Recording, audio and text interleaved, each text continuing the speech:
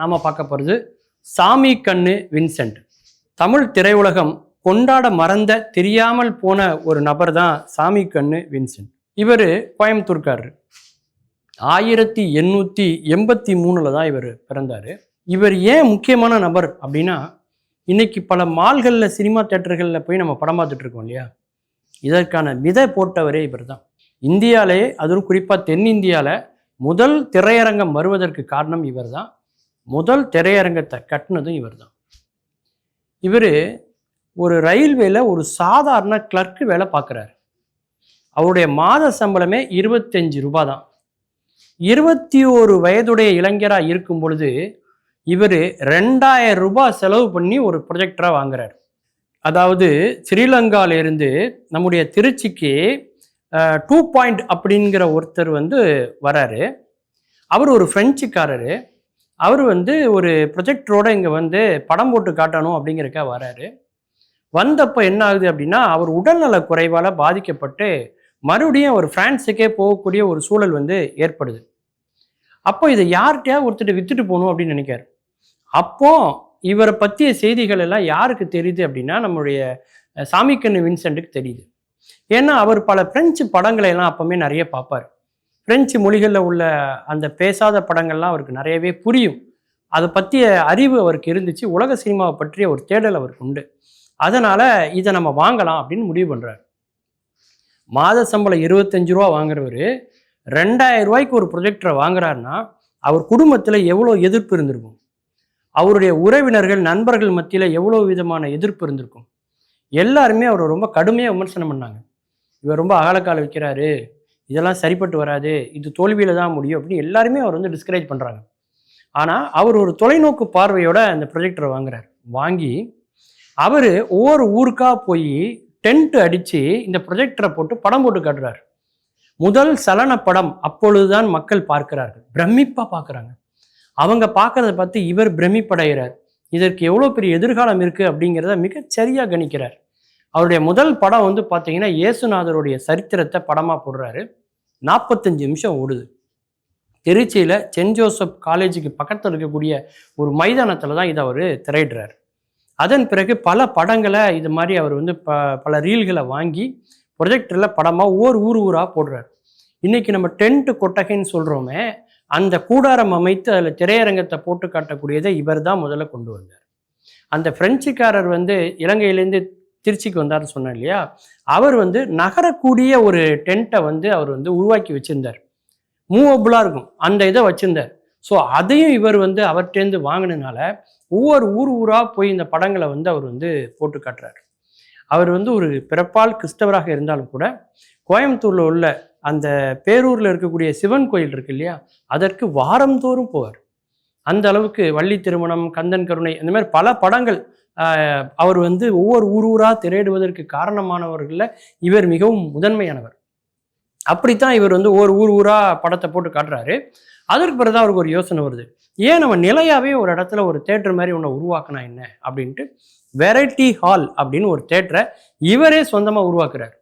உருவாக்குனப்போ மக்களுக்கெல்லாம் ஒரே ஆச்சரியமாக இருக்குது. அது வரைக்கும் அவங்க அப்படி ஒரு காட்சியை பார்த்ததே இல்லை. ஒரு வெள்ளை திரையில் தாங்கள் விரும்பக்கூடிய அந்த நாயகர்கள் எல்லாம் அப்படியே உலவுவதை பார்க்கும்போது, அந்த சத்தத்தோட அந்த காட்சிகளை பார்க்கும்போது அவங்க ரொம்ப பிரமிப்பாக இருந்தது. அந்த தேட்டருக்கு அந்த மக்களை வரவழைக்கிறதுக்கு அவர் என்ன பண்ணார், அந்த தேட்டருக்கு வெளியிலேயே ஒரு பெரிய மைதானத்தில் ஒரு பிரம்மாண்டமான மேடை அமைச்சு அதுலேயும் ஒரு வெள்ளை திரையை வச்சு அதில் அவங்க நடனமாட வைத்தார்.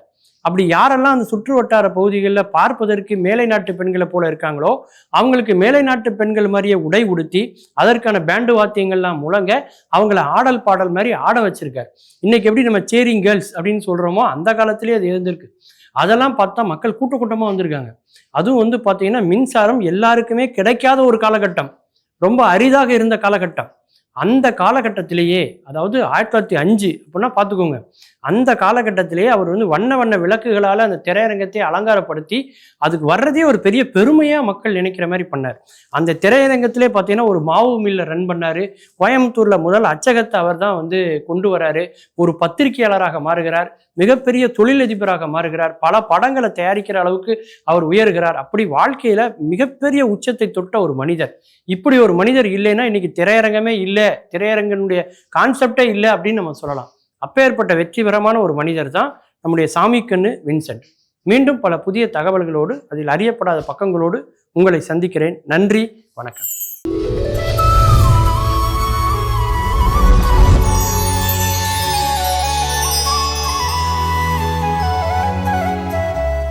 அருமை ஜெயா தொலைக்காட்சி நேயர்கள் அனைவருக்கும் அன்பு வணக்கம். சிரிப்போம் சிந்திப்போம் நிகழ்ச்சியிலே உங்களை எல்லாம் சந்திப்பதிலே மிக்க மகிழ்ச்சி. அதாவது தற்பெருமை பேசுவது, இந்த உலகத்திலே என்னை விட்டால் வேறு யாரும் கிடையாது அப்படின்னு பெருமை பேசுகிறது. இது எங்கே கொண்டு போய் விட்டோம்னா பெரும் ஆணவத்தில் போய் விட்டு அந்த ஆணவம் பெரிய அழிவுக்கு வித்தாக அமைந்துவிடும் அப்படின்னு சொல்கிறாங்க. ஏதோ ஒன்று அடுத்தவங்களுக்கு உதவணும்னா வெளியே தெரியாமல் செய்யணும். வலது கை கொடுப்பதை இடது கை அறியாமல் கொடுக்கணும் அப்படின்வாங்க. உதவி செய்கிறதும் அப்படி தான். நான் அதை செஞ்சேன் இதை செஞ்சேன்னே இல்லாததும் பொல்லாததும் சொல்ல ஆரம்பித்தோம்னா அது பெரிய ஆணவத்திற்கு வழிவகுத்து விடும் அப்படின்னு சொல்கிறாங்க. ஒரு குருநாதர் அவர் சீடர்களோடு குளிக்க போனார். ஆற்றுல பெரிய ஆறு ஓடிக்கிட்டு இருக்கு, கங்கை நதினே வச்சுக்கோமே. அந்த ஆற்றுல குளிக்க போனார். பெருக்கெடுத்து ஓடுது ஆறு. அது ஓரமாக நின்று எல்லோரும் குளிச்சுட்டு வரணும். அப்படி ஆத்தோரத்தில் போய்கிட்டு இருக்கும்போது சீடர்களும் பின்னாடி வந்துக்கிட்டு இருக்காங்க. குருநாதர் முன்னாடி போய்கிட்டு இருக்காரு. அப்படி போய்கிட்டு இருக்கும்போது ஒரு இடத்துல கால் ஸ்லிப்பாயிருச்சு. குருநாதருக்கு ஸ்லிப்பாச்சுன்னா டக்குன்னு ஆற்றுக்குள்ளே விழுகக்கூடிய நிலைமை வந்துச்சு. அந்த நேரம் பார்த்து ஒரு சீடன் ஓடியாந்து பாஞ்சு குருநாதரை தாங்கி பிடிச்சி கரையிலேருந்து இந்த பக்கம் கொண்டு வந்துட்டான். அவரை விழ விடாமல் தடுத்து மேலே கொண்டு வந்துட்டான். ரொம்ப நன்றிப்பா, நல்ல காரியம் பண்ணேன், ஆற்றுக்குள்ளே விழாமல் என்னை தடுத்துட்டேன், ரொம்ப மகிழ்ச்சி, ஆசீர்வாதங்கள். குருநாதர் சீடனுக்கு ஆசீர்வாதம் வழங்கினார். அதோடு விட்டுருக்கலாம். அதுக்கப்புறம் என்ன ஆச்சுன்னா, பார்க்குறவங்களையெல்லாம் பெரிய ஆறு தெரியும்ல, எவ்வளோ ஸ்பீடாக போச்சு தெரியும்ல, நான் மட்டும் அந்த நேரம் பார்த்து கரெக்டாக குறுக்க பாஞ்சு குருநாதரை பிடிக்கலன்னு வச்சுக்க, இன்றைக்கி குருநாதரே இல்லை, ஆற்றோடு போயிருப்பார். அவ்வளோதான், நான் தான் காப்பாற்றினேன். இன்னும் சொல்ல போனால் குருநாதருக்கு மேலே நான் நிற்பேன். குருநாதரையே உயிர்ப்பித்து திருப்பி கொண்டு வந்திருக்கேன்ல, நான் கடவுளுக்கு இணை அப்படிங்கிற மாதிரி வச்சுக்கோமே. தற்பெருமை அவராக பேச பேச பேச சீடனுக்கு அவரை பற்றி இல்லாதும் பொல்லாதுமா தனக்குத்தானே பேச ஆரம்பிச்சிட்டான் அந்த சீடன். இது ஊர் பூரா பரவிடுச்சு. குருநாதரை பார்க்குறவங்கெல்லாம் கேட்குறாங்க, ஏதோ ஆற்றுக்குள்ளே விழ தெரிஞ்சிங்களாமே, அது சீடன் தான் காப்பாற்றி உங்களை உயிர் பிச்சை கொடுத்தானாமே, நல்ல வேலைங்க, அந்த சீடனை நீங்கள் நல்லா பார்த்துங்க அப்படி இப்படின்னு இவர்கிட்டயே அவரை பற்றி கேட்டு கேட்டு போனாங்க. இவருக்கு தாங்க முடியல. ஒரு நாள் இதே மாதிரி குளிக்க போனார் சீடர்களோட. அந்த எவன் காப்பாற்றினானோ அந்த சீடனை இங்கே வா அப்படின்னு கூப்பிட்டு போனார். கூடவே ஆத்தோரத்தில் போகும்போது ஒரு இடத்துல நின்றுக்கிட்டு என்னை பிடிச்சி ஆற்றுக்குள்ளே தள்ளி விடு அப்படின்னாரு. குருநாதா, சீடன் அதை செய்யக்கூடாது, உங்களுக்கு உயிர் போயிடும் அப்படின்னு அந்த சீடன் சொல்லியிருக்கான். குருநாதர் உத்தரவு, என்னை பிடிச்சி ஆற்றுக்குள்ளே தள்ளி விடு அப்படின்னாரு. ஐயோ அதெல்லாம் கூடாதுன்னா, ஏய் நான் சொல்கிறேன் செய்யி, உத்தரவு அப்படின்னாரு. தள்ளி விட்டான். தள்ளி விட்டால் அப்படியே தள்ளி விட்டு நடு ஆற்றுக்குள்ளே விழுந்தார். விழுந்தால் ஒரு பதட்டமும் இல்லாமல் அழகாக நீச்சல் அடித்து அப்படியே முன்னையும் பின்னையும் நீச்சல் அடித்து ஒரு குளியலை போட்டு ஜம்முன்னு ஆற்றுல கரையில் அழகாக ஏறி வந்தார். ஏறி வந்துட்டு சொன்னார், பாத்தியா அன்னைக்கு நீ என்னை காப்பாற்றினேன்னு சொல்லிக்கிட்டு தெரிய, அன்னைக்கு நான் ஆற்றுக்குள்ளே நழுவி விழுந்திருந்தாலும் இதுதான் நடந்திருக்கும். எனக்கு நீச்சல் தெரியும், கரையேற தெரியும், எனக்கு எல்லாமே தெரியும். நீ ஏதோ காப்பாற்றின நன்றின்னு சொன்னதுக்காக நீ தான் காப்பாற்றினு சொல்ல ஆரம்பித்த பாத்தியா, தற்பெருமை உன்னை கொண்டு போய் நிப்பாட்டும். இனிமேல் அப்படியெல்லாம் பேசாத, அடுத்தவங்களுக்கு என்ன திறமை இருக்குது அப்படிங்கிறத தெரிஞ்சுக்கிட்டு அதுக்கேற்ற மாதிரி பேசி பழகிக்க அப்படின்னாராம். அதோட தற்பெருமை அழிஞ்சு அந்த சீடன் திருந்திட்டான்னு வச்சுக்கோமே. அடுத்த ஒரு நிகழ்வில் சந்திப்போம். இந்த நாள் இனிய நாளாக அமைய நல்வாழ்த்துக்கள். வணக்கம்.